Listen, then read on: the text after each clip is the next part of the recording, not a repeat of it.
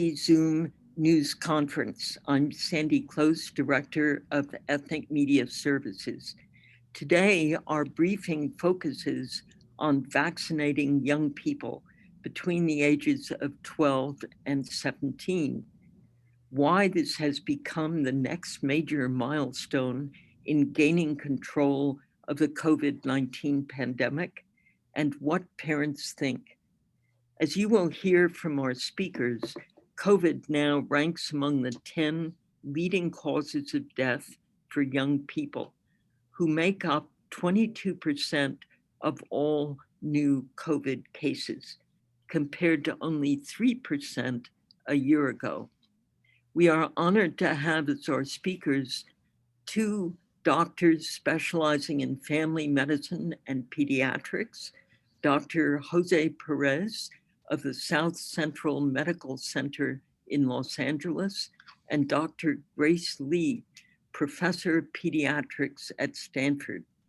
We also have the lead researcher on parent hesitancy, Matthew Simonson, with the COVID States Project. I want to thank our speakers for joining us and our interpreters, Oscar Arteta and Jackie No, for providing simultaneous interpreting in Spanish and Korean.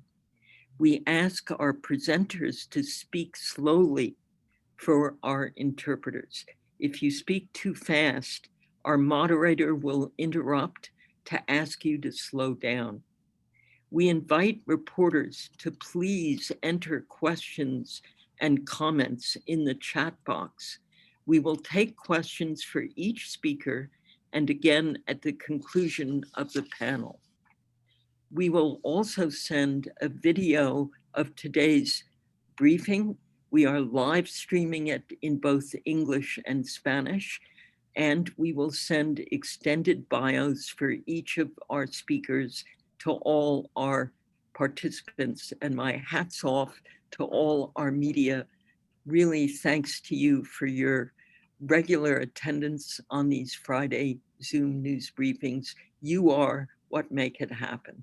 So now I'm turning the conference over to today's moderator, Sunita Sarabji, and my thanks to both Sunita and Pilar Marrero for coordinating these briefings. Sunita. Thank you so much, Sandy. Welcome to everyone today. Let's just start right off with Dr. Jose Perez. He's the Chief Medical Officer at the South Central Family Health Center in Los Angeles. Dr. Perez, welcome. Thank you. Good morning for having me. Thank you. I believe that you are going to be discussing some of the socioeconomic barriers that keep people from getting vaccinated, and perhaps some of the hesitancy that you've seen on the ground with parents, and some of the questions that you've been asked about why children should get vaccinated. Yeah, at our center, we take care of about 27,000 patients. The majority of our patients are Latino working families, with about 10% African American. And for us here, our experience has been that one of the major reasons for lack of vaccination is access to time off from work. Most of our patients work in low income types of jobs, like restaurants and day laborers. And so it is a burden for them to take a day off. They just got back to work, and now they have to juggle being back at work, still having their children at home because they're not attending school, and now having to juggle having to take one extra day or extra half a day in order to come to the clinic and get their children vaccinated. The County of Los Angeles has done a tremendous job in putting up massive vaccine areas, but they all require a car, and most of our patients use public transportation. So that is an added barrier when you can't take time off from work, and then you have to jump on a bus to go get your kid, and then bring back your kid home, and then set up and go to work. That usually takes an entire day to do. So our patients are being asked to basically choose between earning a day's living for the day and or vaccinate their children. So you can see how that is a tremendous barrier. Now, most of us who don't, who are better off financially and economically, may not think twice. We just asked our boss, hey, listen, I want to take a couple of hours off. I'm going to take my kid, I have no problem. Jump in the car, take the kid to the clinic and be done in an hour or two. That is not the case for most of our patients. And so by far, that is one of the biggest barriers that we have identified as South Central. The other one is just equally as important is the vaccine hesitancy. Um, it cannot be denied the role of social media. There is so much poor information out there. For example, I had a patient last week actually who asked me about vaccinating their child, and she was concerned that she heard somewhere in the media that the vaccine causes infertility. And so obviously I took time. I educated the mother, and let her know that there's not such case, that there's no link between the use of the vaccine in adults and the studies in children that points to infertility. And so the role of people of color like me and professionals of color like me become very important. I think our patients trust their providers, trust people that look like them. And so I'm very, very happy to be a part of this forum, because I know that the more we reach with folks that look like me, encouraging our patients to get vaccinated, the more likely they are to listen to our voices and not to those crazy voices out there in the internet world. Um, the last major barrier, at least for South Central patients, it has to do with immigration status. Um, our patients who are undocumented have a fear of government, and with the last administration, when they put in place the inability of folks looking for green cards and immigration papers, not utilizing government services, lest put in danger their status, plays a major role. Some of our patients, whether it's their children or themselves, don't want to come to clinics, don't want to go to county facilities, in fear that the utilization of this particular service will put in jeopardy any kind of legal immigration status that they are waiting for to conclude. Um, Along with the immigration status is lack of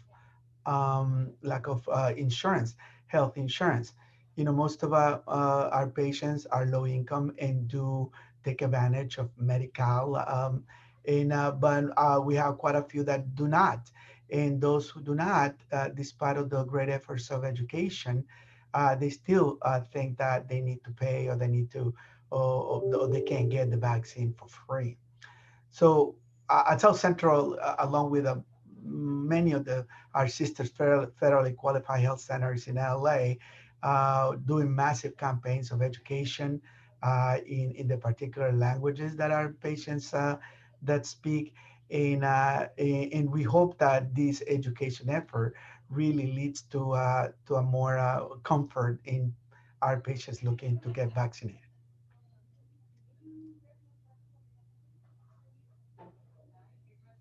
Thank you, Dr. Perez. There's are a number of questions for you, but I would like to start out with just access to your clinic itself. Are you near a bus route, or how do people get to your clinic? And then when they do they have to have an appointment prior that they've made online, or is it walk-in? Yeah. So yes to all of the above. So all of our clinics are located within walking distance of buses and train stations. We take any comers, whether you have an appointment or not, and whether you are a patient of ours or not.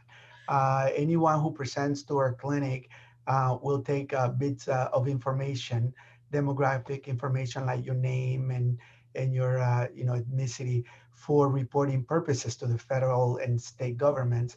But anybody can walk through any one of our 9 centers and get vaccinated. In addition to that, we have what we call pop-up vaccination clinics. We currently have 2 school-based clinics where we're vaccinating the school families. And beginning next week, we're going to begin vaccinating the students as well. So we are looking into all of our tools in our tool chest to be able to grant the most access to the most number of people, because this is the only way that we're going to beat this pandemic. Absolutely. Our first question comes from Araceli Martinez. Araceli? Hello, Sunita. Hello.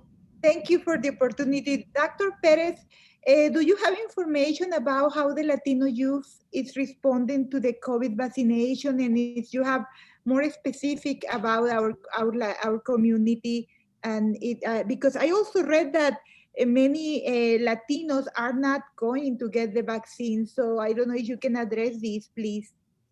Yeah. So, for children, obviously, children are going to follow their parents' lead because, after all, the parents have to agree to vaccinate the children. We can't vaccinate children without the permission of the parent.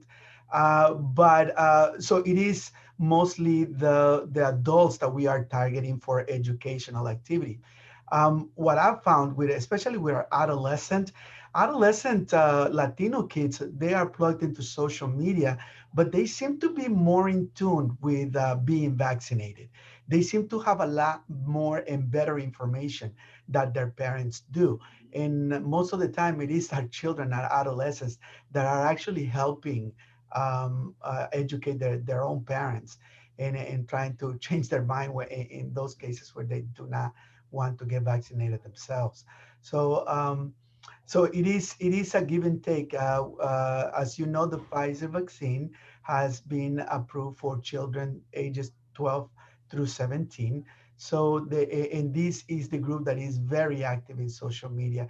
And at least in South Central, our experience is that our adolescents are very willing to take the vaccine. Terrific. And I've heard sort of tangentially that teenagers are helping their grandparents also to get vaccinated. Is that the case at your clinic? It is. In fact, initially when the vaccines came out, because we were trying to ramp up our capabilities, we started by appointments only. And if you remember back, I don't, feels like ages ago, but this is 6, 7 months ago.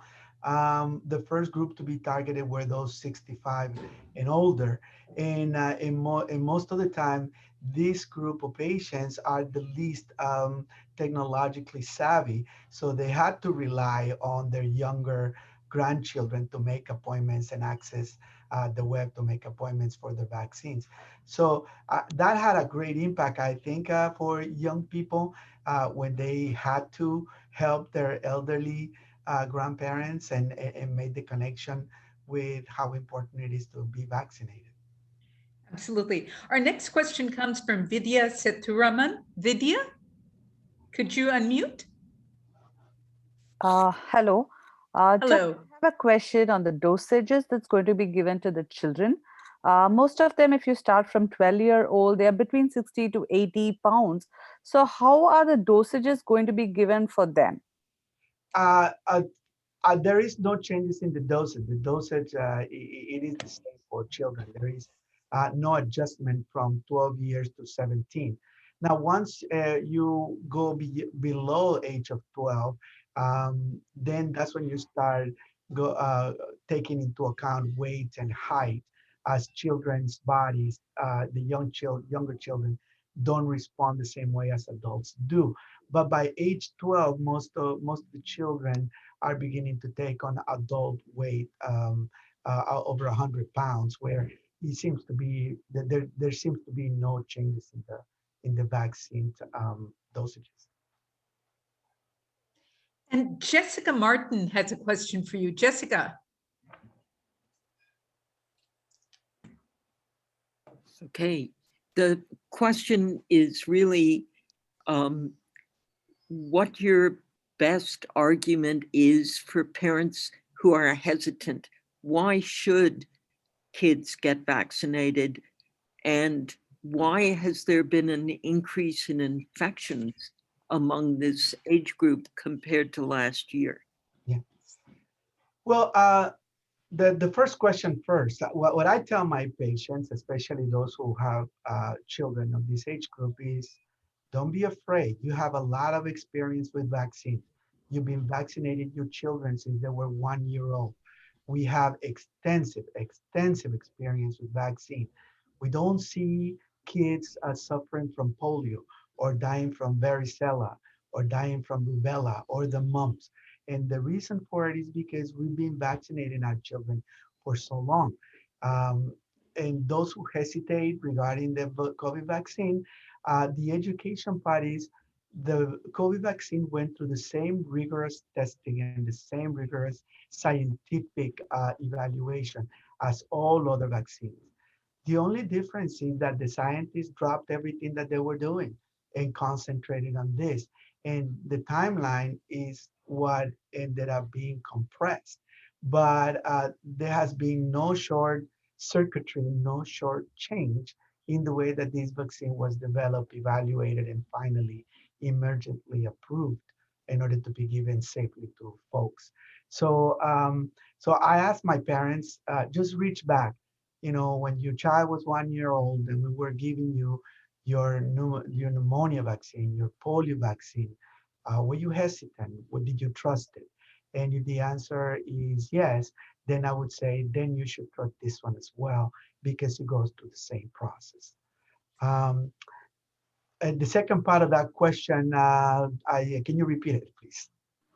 Sure. Why has there been an increase in infections in the in the children and youth category compared to last year? What's happening? Yeah. Why are they getting infected? Yeah, yeah, I'm sure the other panelists will have numbers to show, but from my standpoint as a primary care physician, it is the opening of society.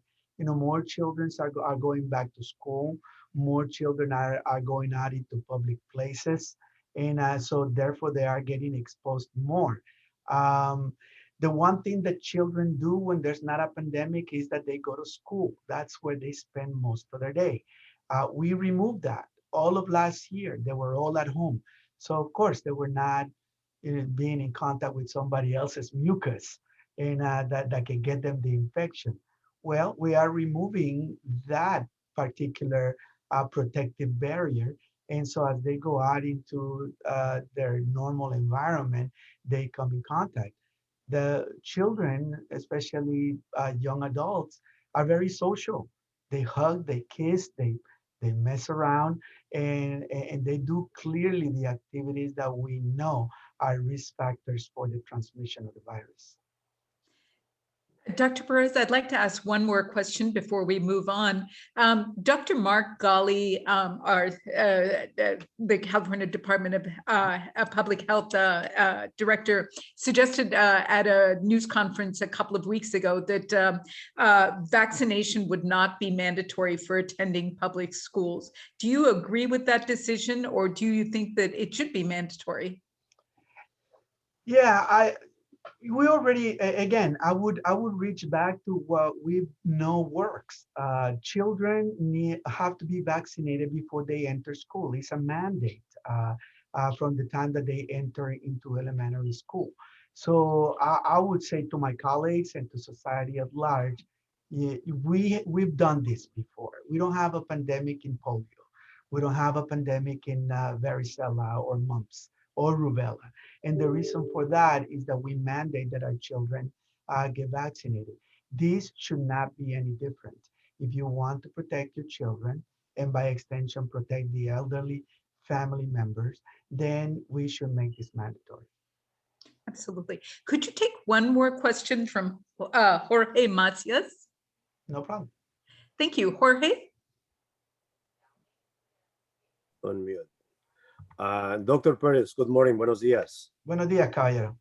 Okay, Dr. Perez, you mentioned many obstacles, many problems that Latinos face in the past in order to get the vaccine.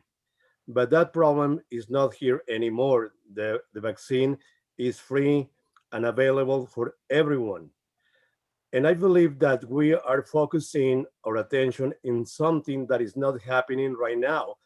But but I believe that you, in your role, and many leaders in the state of California, will need to bring you need to bring the positive efforts to tell the Latinos that the vaccine is, in 3 words: effective, secure, and free.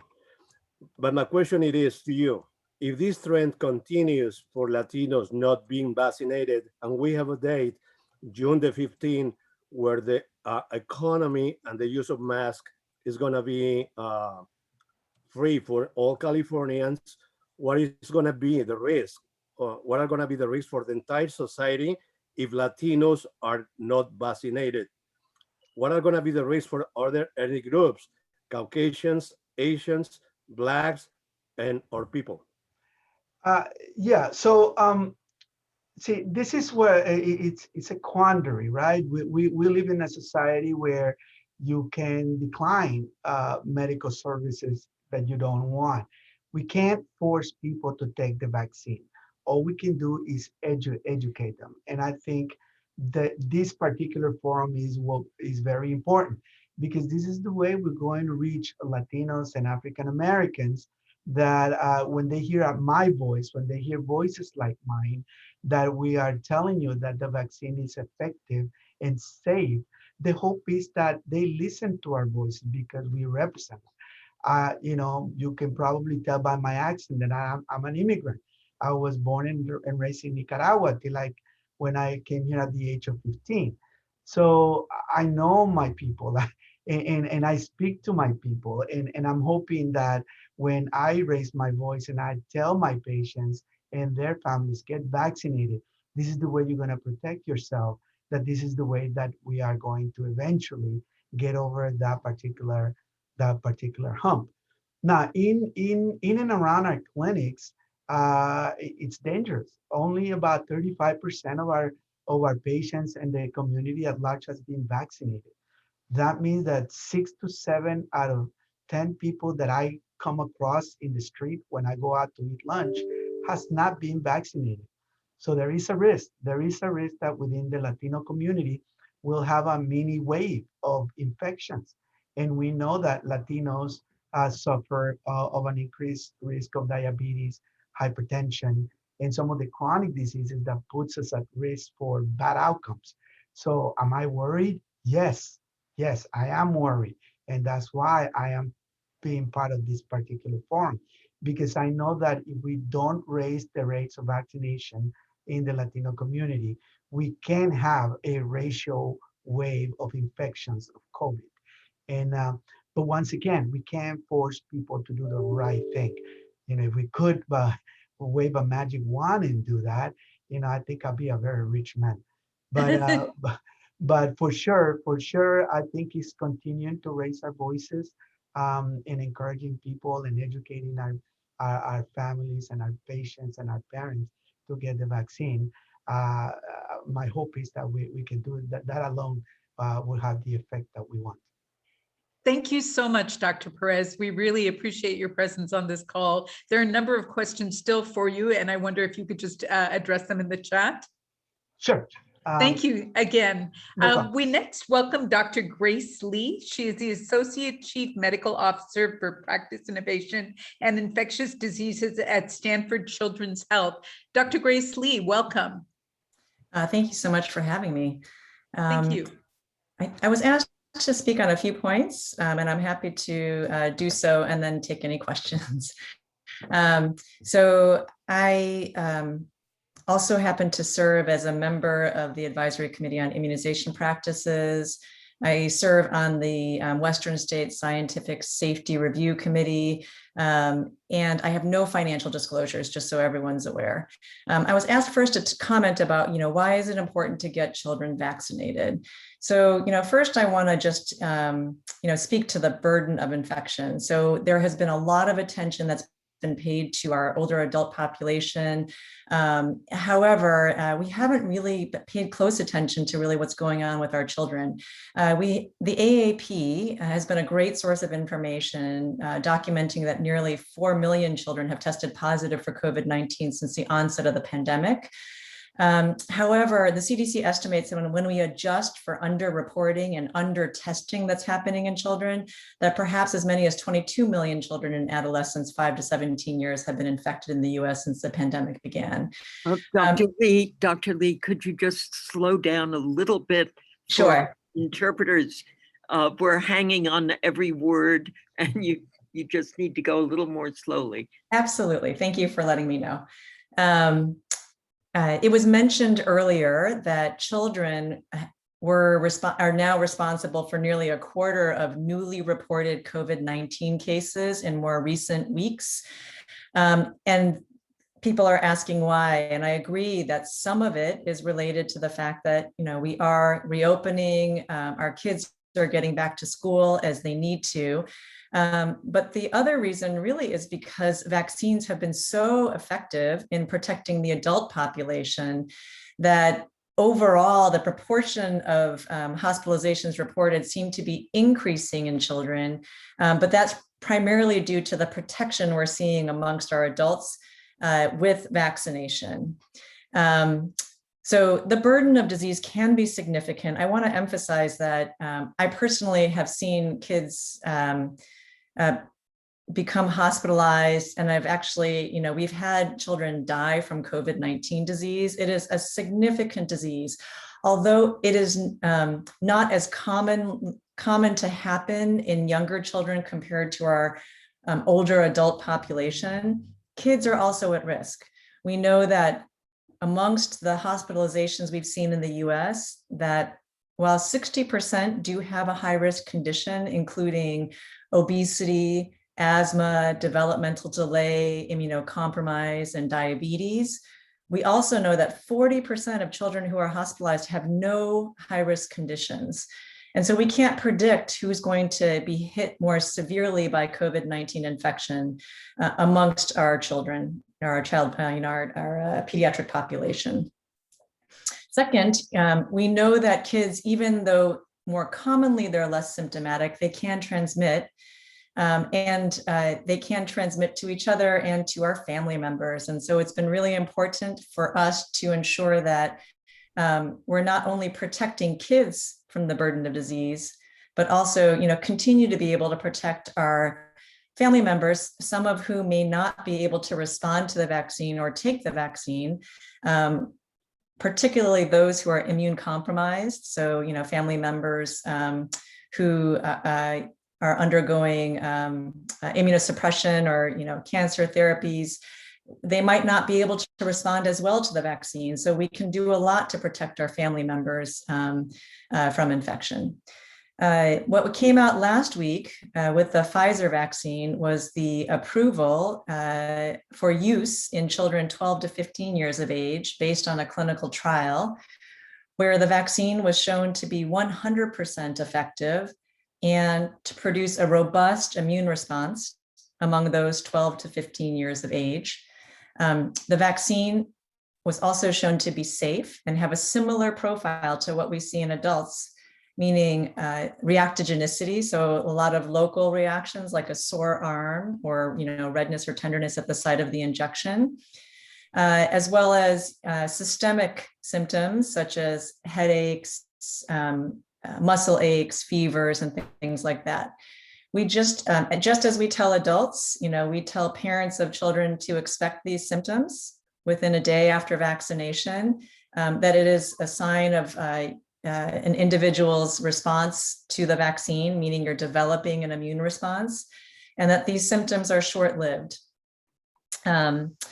So in terms of thinking about the other aspects of the benefits of vaccination, I think one that we have not talked about yet have been the long-term effects of COVID that we're now starting to better understand in both adults and children, this long-haul COVID. And I think we have a lot of work to do to make sure that we understand the full impact of the COVID-19 pandemic on the health of our children, both in the short term and the long term, their educational outcomes, and their mental health outcomes. And this pandemic clearly has affected all of us. And individuals who are at risk for infection are, affected to an even greater degree. Thinking about also just sort of discussing the safety profile of vaccines, one number or a set of numbers I point to often are that we've had 160 million individuals in the US that have had at least one dose of a vaccine, and 127 million people who are fully vaccinated now. And so oftentimes I'll get the question about, well, it feels rushed. How do we know we have enough data? What I would say is we've now vaccinated that many people. And what we're seeing right now as a society is that the US is beginning to be able to reopen because our infection rates are coming down. The vaccines have been incredibly effective. And, hopefully many of your friends and neighbors have been vaccinated and can share their stories about vaccination.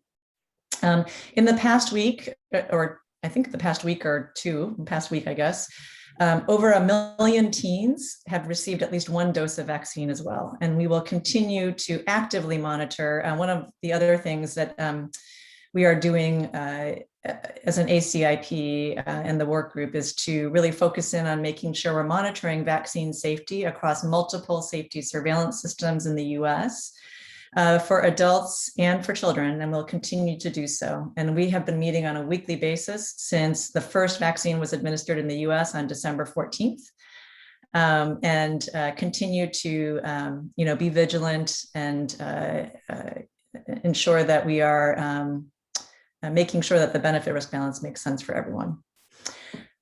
I'll turn briefly to what's in the pipeline for children under the age of 12, which, as many of you know, there have been trials that are underway specifically to identify a right dose for kids under the age of 12. For particularly the Pfizer and the Moderna vaccines are further along in general.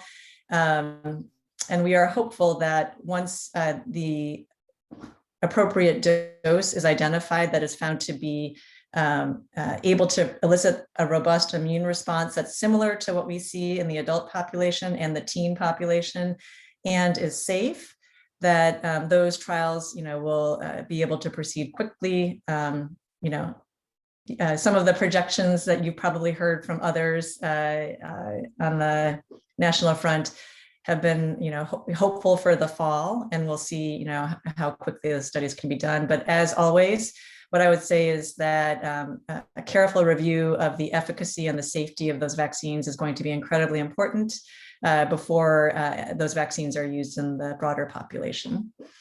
And then, we discussed briefly the risk factors for COVID. I do want to highlight that amongst hospitalized children in the US, there have been a disproportionate number of children who are hospitalized who are, Black and Hispanic.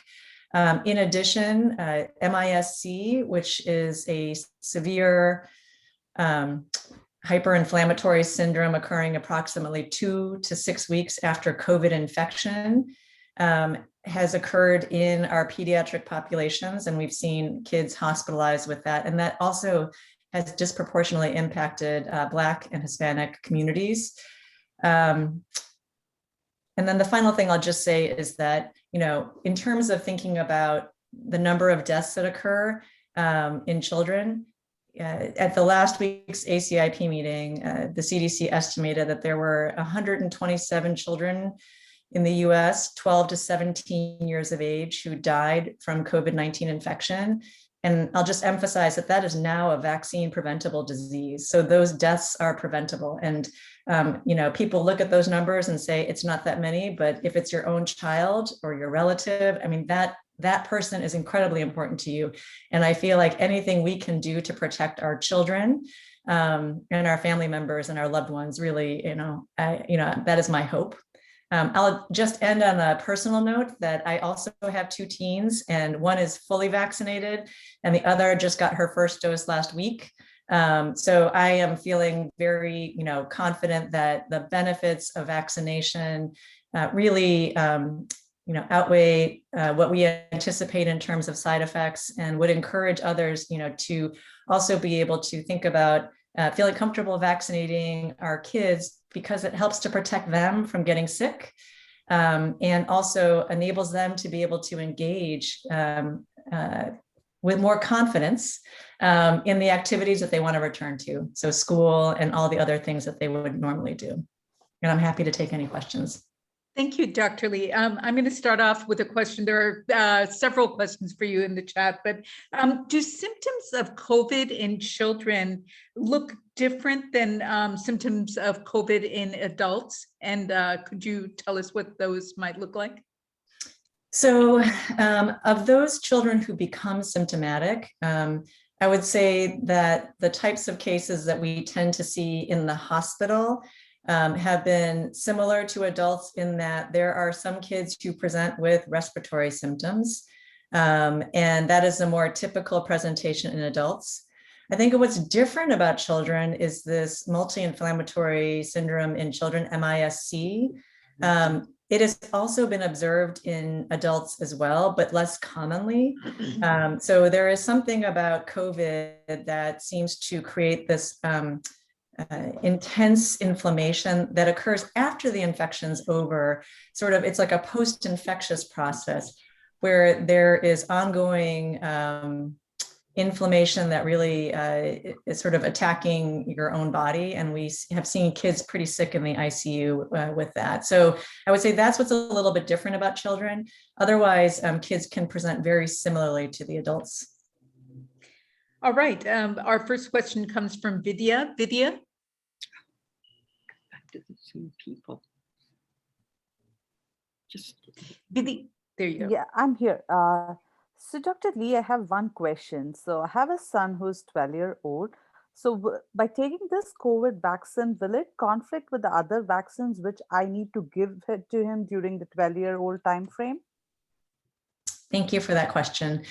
So the CDC and the AAP, the American Academy of Pediatrics, last week specifically endorsed ensuring that that there's no need. Well, let me just put it this way: our children are really behind on vaccines. Our teens are particularly behind on vaccines, as well as all the younger children as well. And part of that has been because the pandemic has disrupted routine healthcare for our children. We are excited to have kids back in school now or going back to school this fall. And so it's really important that we have kids ensure that they're caught up on all of their childhood vaccines. And we're really excited that for teens 12 and older, that they have the opportunity to receive a COVID-19 vaccine as well. The clinical guidance last week from the CDC indicate that there is no need to wait, that there was prior to this sort of a 14-day window where we tried to avoid what we call concomitant vaccination, in order to make sure that we had a better sense of what was happening, particularly early on in December, as we were rolling out with the initial doses across the US population. I think that the way it's framed on the website now is what makes the most sense to me, which is to say, if you're worried that you're going to miss an opportunity to get a vaccine, or as a provider, you're going to miss an opportunity to give vaccines and catch kids up, it's really important to ensure that you're able to offer the vaccines that are needed, and that there no longer is any sort of window where you're trying to avoid vaccination. And I would say this is probably one of the biggest questions we get clinically from our providers, who want to use every opportunity to try and ensure that their teens and kids are up to date. So for those who have teens, I do encourage you to talk to your provider about what to anticipate in terms of, the typical side effects that we see from COVID vaccine. I think that's often just getting through that is the hardest part. you said it many times. Other thing I'll say is that for the younger kids who are behind, would encourage everyone to get their kids caught up now. Fantastic. Could you stay on for one more question from Julia Dudley? Yes. Julia? Thank you, Doctor, for all this information that you're providing us, and we want to do a good job of reporting the facts. And that has been a question that I just asked in the chat, having to do with the booster shots. We just heard in the news that they talked about anyone who was given a shot, and these would be the adults that I would be concerned about, that took a shot in December actually have to get a booster by September. And individuals who currently have taken a shot and they're still doing the studies have about 8 to 12 months before they have to take a booster. How will we monitor that? How will that affect our children who would already be going back to school? And then you have to track those adults to make sure they get their booster shots. And will there be reinfection? Thank you. Good question. So I would say that the CDC in particular is monitoring the data carefully on variants that are circulating in the US, which might impact vaccine effectiveness, in addition to the durability of immunity from vaccines. And the discussion about boosters clearly is ongoing, but there are no recommendations at this time until a closer review of that data. In terms of thinking about what to expect, for the kids who are getting vaccinated now, what we are seeing is that a durable immune response, at least for 6 months, and would anticipate that those questions will probably come up for the adult population first, given the way that the vaccines have rolled out in the US. And that we'll keep everybody updated as more information evolves. But fortunately for the most common variant circulating in the US right now, the vaccines continue to be incredibly effective. Dr. Lee, thank you so much for all the information that you've provided. There are several questions for you in the chat, and I wonder if you could address those before you hop off. Once again, thank you so much. We move on to Matthew Simonson. He's a researcher with the COVID States Project and the lead author of the report, Vaccinating America's Youth. Matthew, welcome. Thank you. Thank you for having me. I'm delighted to be on this press conference.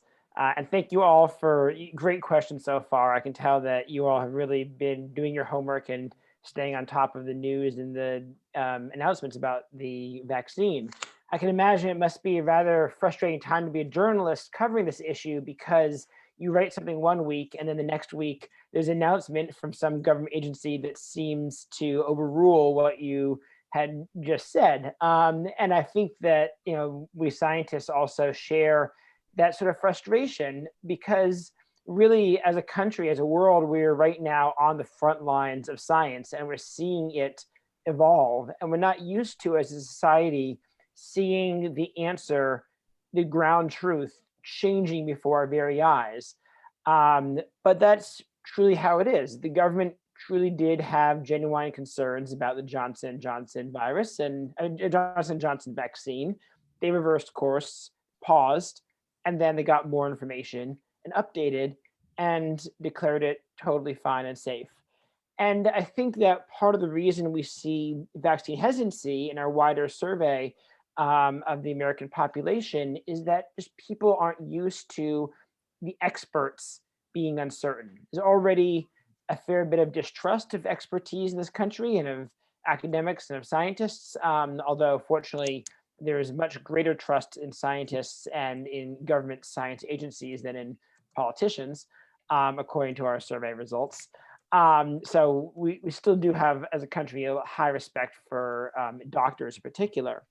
But I do think that part of the reason that we have been struggling as a nation, and to some extent as a world, is that we're like a bunch of children looking to our parents for the answers, and our parents are still figuring the answers out. And so, it makes it hard to cover as a journalist. It makes it hard to make decisions as a parent. We conduct the COVID States Project, of which I am one of the members, is a consortium of Harvard, Northwestern University in Illinois, Northeastern University in Boston, where I'm a PhD student, and Rutgers University in New Jersey. We have been carrying out a survey of about 25,000 Americans roughly once a month since the pandemic began last spring. And throughout this survey, we've been tracking people's attitudes toward vaccines and other public health behaviors, whether they're wearing masks, whether they believe that coronavirus is a made-up conspiracy, and so forth, all kinds of things. And we've focused recently in a report I was lead author on earlier this month about what parents' attitudes are toward vaccinating their kids. And what we have found is a substantial gender age gap. More than anything else, the story here is that young moms are highly resistant to vaccinating themselves or their children. And we found back in February that attitudes toward vaccinating yourself really do go hand in hand most of the time with attitudes toward vaccinating your children. So we divided parents into those 35 and younger, or 30 or 36 and older. And so among the younger mothers, we found that roughly a third of them said that they were very unlikely to get their children vaccinated. That's our definition of resistant. When they say very, they have 5 choices from extremely likely to extremely unlikely, and they chose the most extreme unlikely choice. So we say that roughly a third of young mothers are resistant, and that this has not changed since February. In contrast, fathers of all ages are between 10 to 15% resistant. In fact, fathers have become less resistant in the past few months. So father resistance went down from 14% in February to 11%. And this gender gap is particularly important because mothers are the ones who are most involved in making these decisions about their children's health. So there have been a couple studies before the pandemic in New Zealand about why do parents get their children vaccinated or not. And it found that mothers' attitudes had a strong correlation with whether the kid got vaccinated later on, and father attitudes in one study had no effect, and in the other study had sort of a weak effect. So in New Zealand, seems like a reasonable proxy for the US culture-wise. There have been other studies in developing countries and throughout Africa and Latin America, but this is the closest thing we have to prior knowledge about how parent attitudes translate into following through on actually getting kids vaccinated. And it seems like it really is mothers. So that's why we're quite concerned that resistance is so high. Prior to the pandemic, while there was some skepticism and hesitancy around childhood vaccinations, nearly all children eventually got vaccinated. We were worried that rates of children having their vaccinations delayed or getting exemptions were creeping up to 4%, 5%. I mean, we would love to have numbers like this now with the COVID vaccine, because we're seeing, again, about a third of mothers saying, no way, my child isn't getting one. Moving on to race, I have a slightly more positive story, which is that for once we don't see African-American and Latinx families lagging behind white families on an important public health outcome. Asian American families, as is often the case, are ahead of the curve. Asian American parents are less resistant to getting their children vaccinated than any other group, while Latinx, white, and African American families are all statistically about the same place. They're statistically indistinguishable from one another. And so there is some hope there. And I will say that we've been wondering, throughout the course of the virus, how different cultural factors will affect different racial groups. So, for instance, does the legacy of the Tuskegee experiments and government experimenting and doing medical tests in African Americans leave a bitter taste that significantly affects African American attitude toward vaccination? Is it just suspicion of government in general, in which case you would expect Latinx and African American families to have more similar views?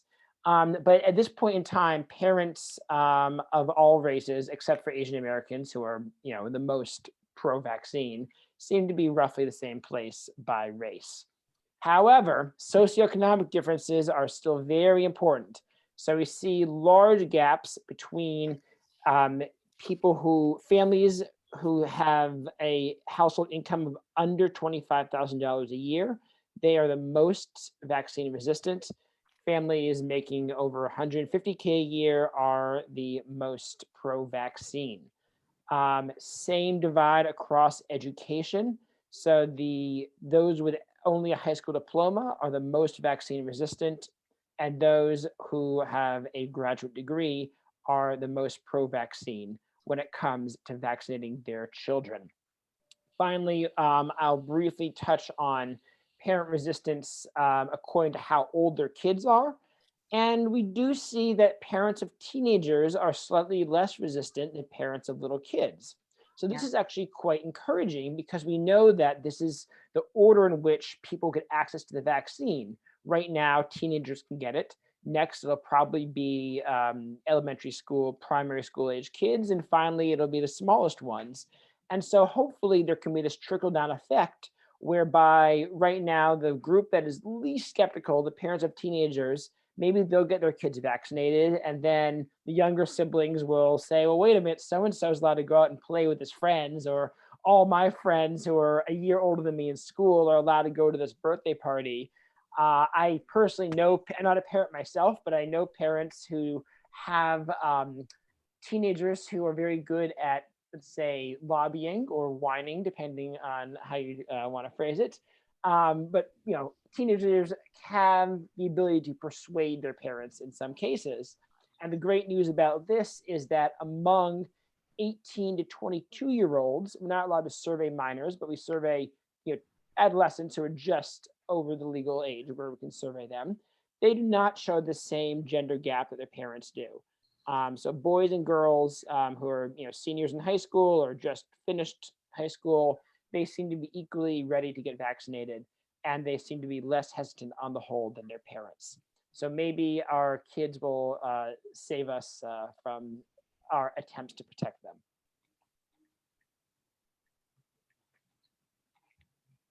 Terrific. Thank you so much. I have a question for you, and then there are a few questions in the chat. Did the survey include questions on where parents were getting their information from? And to what extent do you believe that influenced their decisions? That's a great question.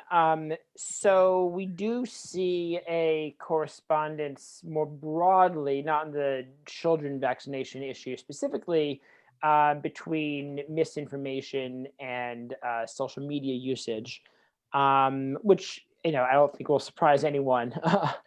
And we do see that there is more information, more misinformation among people with lower socioeconomic status.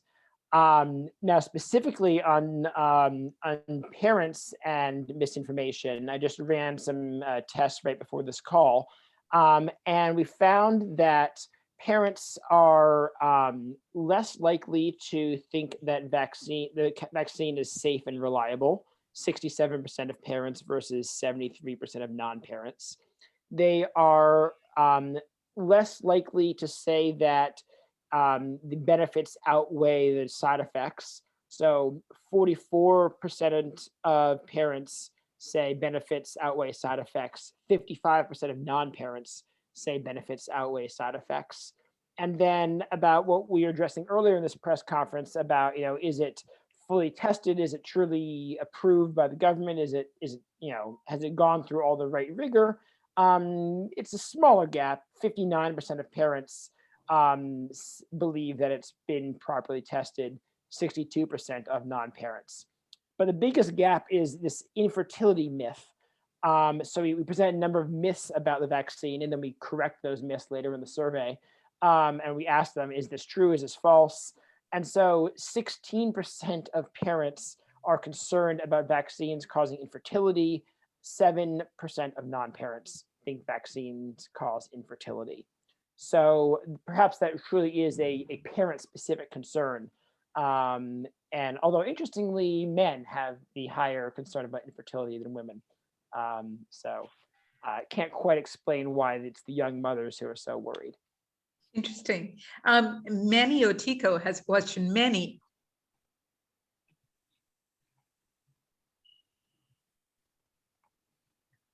Yes, I just wanted to know, I mean, you may have answered this question already, but I was wanting to know, why do you think there's a correlation between young parents not wanting to get vaccinated?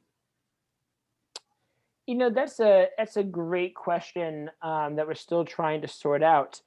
Um, you know, we know that, you know, there's, you know, I'll give you my, you know, anecdotal theory, which is I really think that it's a big part of what's going on here is our social networks and who we interact with. And I think that young mothers in particular are much more likely to be interacting with other parents, right? Some of them don't have a workplace they go to, so their whole social world is other moms. And older parents may have branched out more. They may have more friends whose kids are off in college or off in the work world. So I would imagine that out of these four groups, young moms, young dads, older moms, older dads, young mothers are probably most surrounded by other people like them, and that amplifies these effects. So it's the whole, social media misinformation.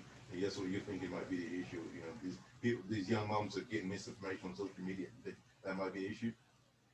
Yes, certainly. I mean, the information might come originally from social media, and then it's going to be sort of concentrated, bouncing around this tight-knit social network of the mothers of the parent association, or the mothers of the play group.